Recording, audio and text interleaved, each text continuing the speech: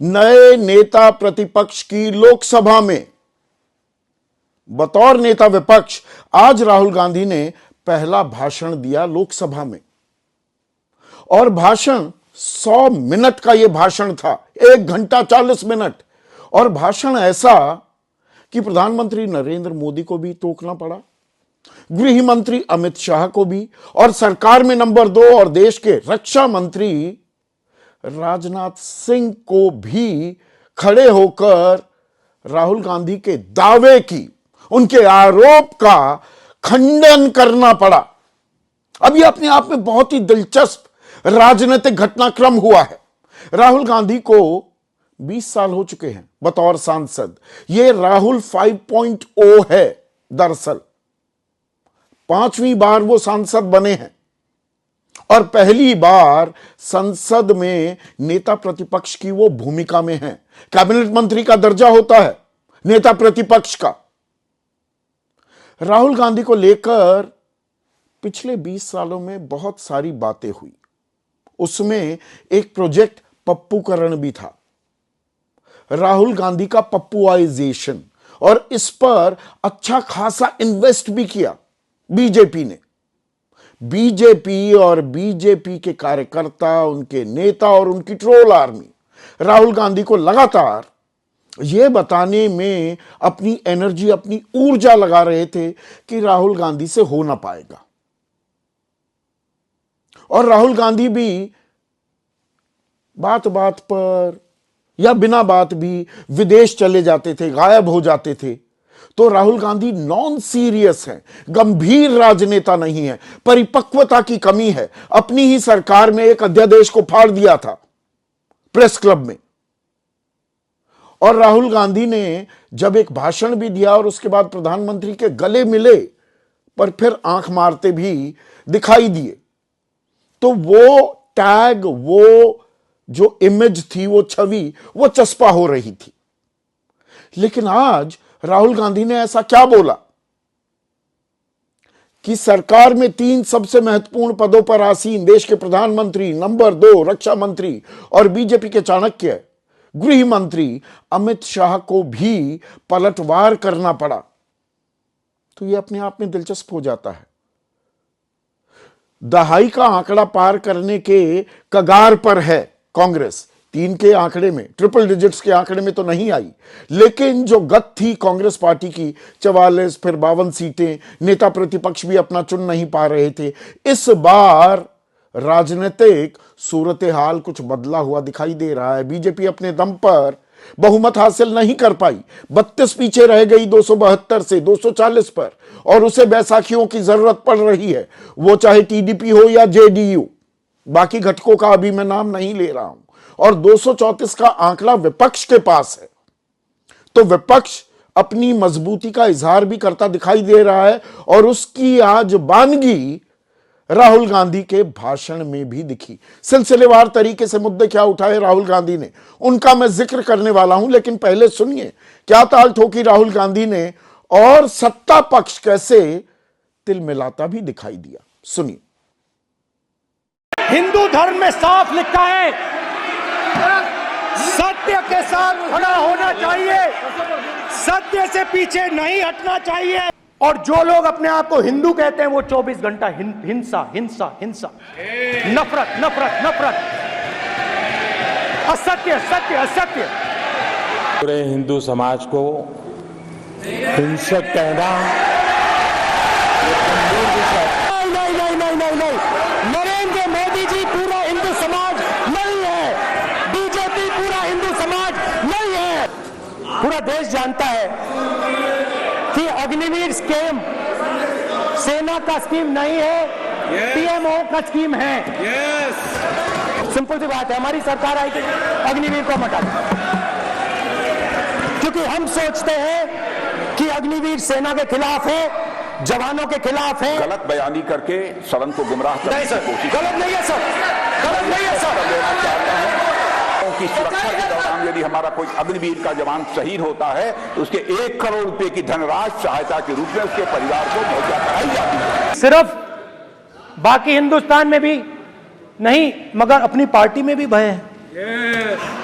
इन पार्टियों में कोई भी आके कुछ भी कह देता है। ग्रुप ऑफ 22, 23, 24, 25 सब जो बोलना है बोल देते हैं, मगर आपकी पार्टी में भय है। तो राहुल गांधी के आक्रामक तेवर क्या बता रहे हैं? Has Rahul come into his own? मतलब राहुल अब परिपक्व हो गए हैं, अब बीजेपी के साथ वो दो दो हाथ करने को तैयार हो गए हैं क्या?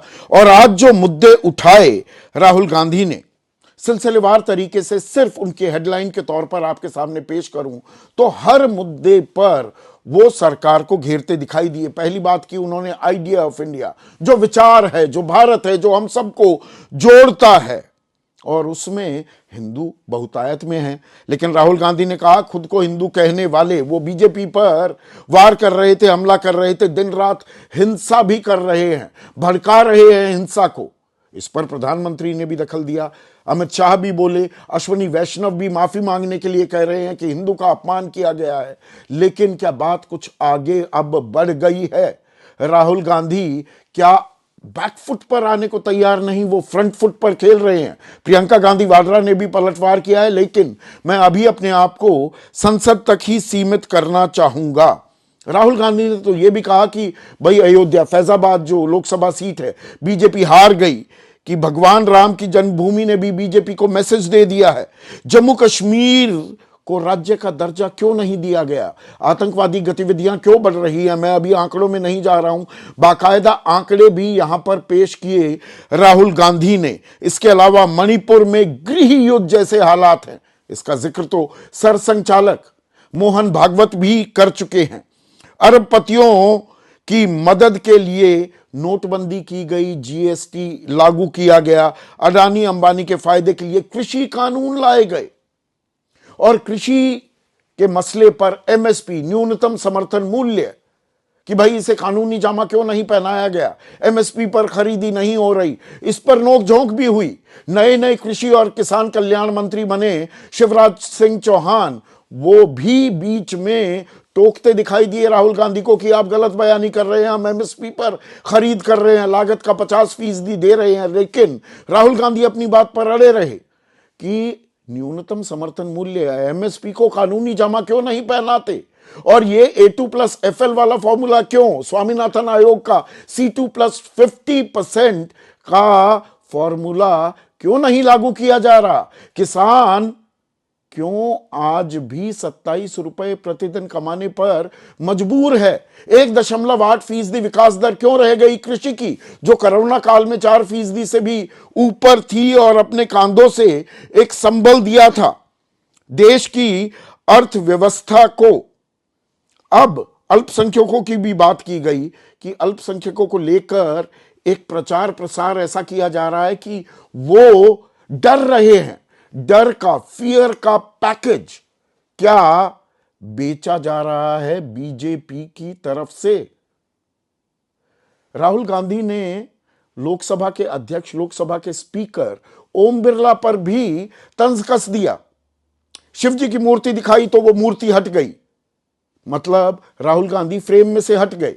राहुल गांधी ने कहा देखिए, जैसे ही मैंने मूर्ति उठाई है और मेरा चेहरा हटा दिया गया, कैमरा कहीं और लगा दिया गया, स्विचिंग कर दी गई कैमरा की, फिर दोबारा उठाने की कोशिश की, फिर स्विचिंग हुई। इस पर नियमावली को लेकर बहस भी हुई, लेकिन Rahul Gandhi stood his ground और कहा कि जब आप प्रधानमंत्री से मिले थे तो आप झुक रहे थे, और मुझसे मिलते हैं तो ऐसे मिलते हैं। इस पर ओम बिरला को भी सफाई देनी पड़ी, स्पीकर को, कि ये तो भारतीय संस्कृति है कि बड़े के आगे झुकते हैं, पैर भी छू सकते हैं, और जो उम्र में छोटा होता है उसके साथ बराबरी का हाथ मिलाया जाता है। राहुल गांधी भी पीछे नहीं हटे।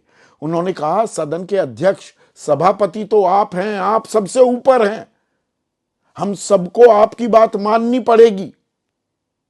तो इस नोक झोंक में तस्वीर उभर कर क्या सामने आ रही है? विपक्ष जिसकी हवा निकली हुई थी और अपनी मनमर्जी के हिसाब से सत्ता पक्ष सदन को भी चला रहा था, विधेयक भी पेश किए जा रहे थे, या जिन मुद्दों पर चर्चा करनी है या जिन मुद्दों पर चर्चा नहीं करनी या लटकानी है, वो सब पत्ते अपने हाथ में लिए हुए था सत्ता पक्ष।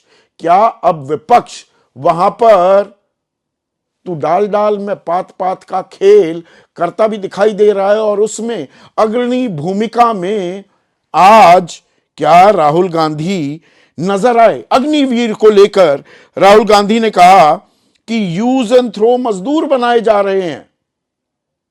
अग्निवीर राजनाथ सिंह भी कूदे, शहीद का मामला आ गया, उनको पेंशन नहीं मिलती, शहादत का दर्जा नहीं मिलता, उस पर भी राजनाथ सिंह ने कहा कि नहीं, जो शहीद होता है उसको हम 1 करोड़ का मुआवजा भी देते हैं, लेकिन 4 साल की नौकरी और ये युवाओं में बेरोजगारी जो 9% का आंकड़ा छूते हुए दिखाई दे रही है 2024 में, जिसका जिक्र राहुल गांधी ने किया है।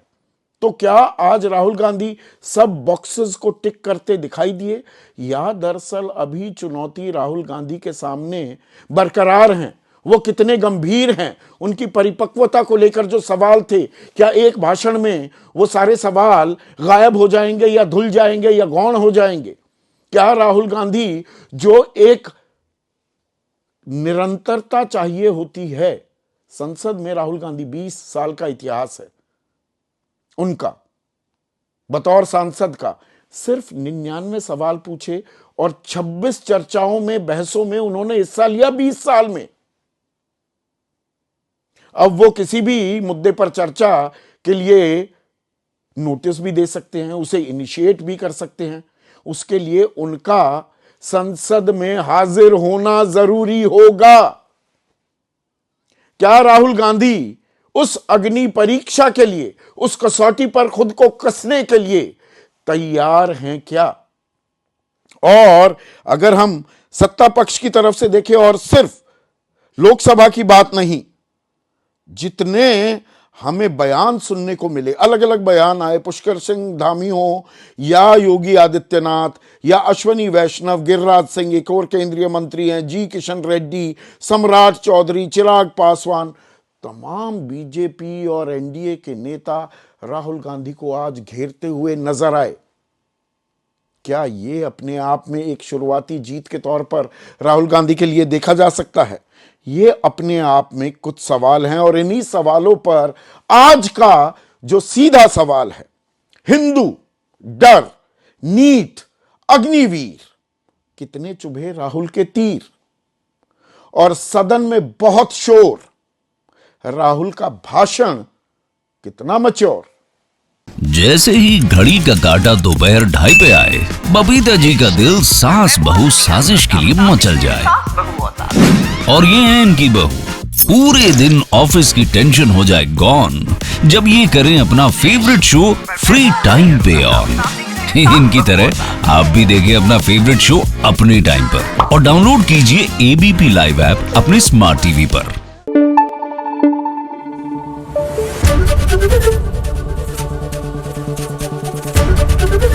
एबीपी न्यूज आपको रखे आगे।